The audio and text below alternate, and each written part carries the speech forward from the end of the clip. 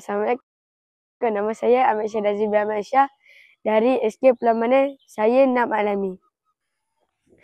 Assalamualaikum kawan-kawan. Sekolah kamu ada guna bahan digital? Sekolah kita ada guna bahan digital? Jom kita cari.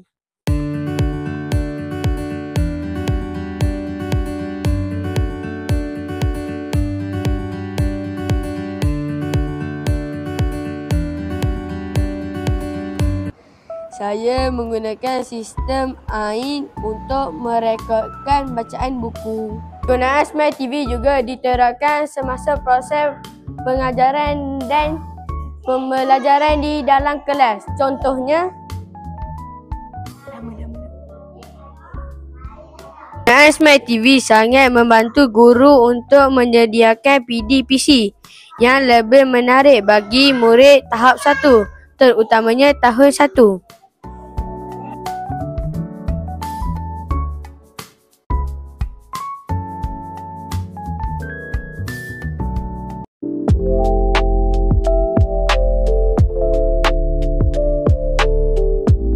Kawan-kawan sedang belajar menggunakan laptop dan aplikasi Kahoot.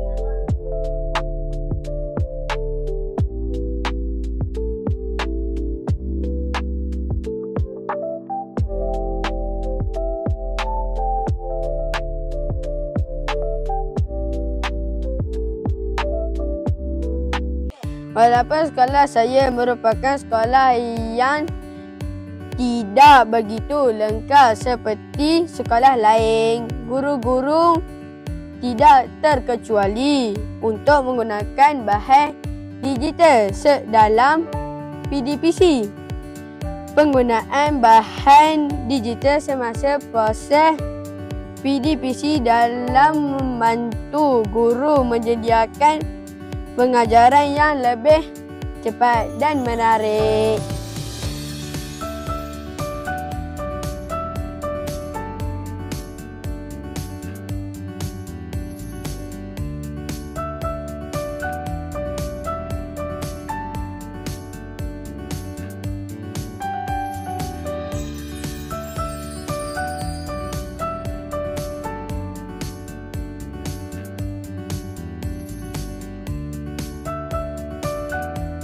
Kesimpulannya, penggunaan bahan digital sangat penting dalam pendidikan kerana ia membantu guru mengajar dengan lebih interaktif, menjimatkan masa dan memudahkan akses kepada pelbagai sumber pembelajaran.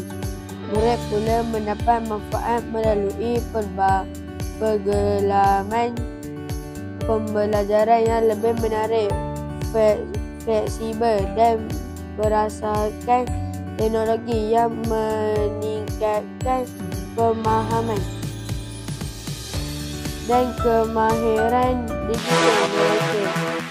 Bagi negara, penggunaan bahan digital dalam pendidikan memperkukuhkan sistem pembelajaran, melihatkan tenaga kerja yang celik teknologi serta menyokong pembangunan ekonomi berasaskan digital. Sekian dari TV PSS Pulau Manis.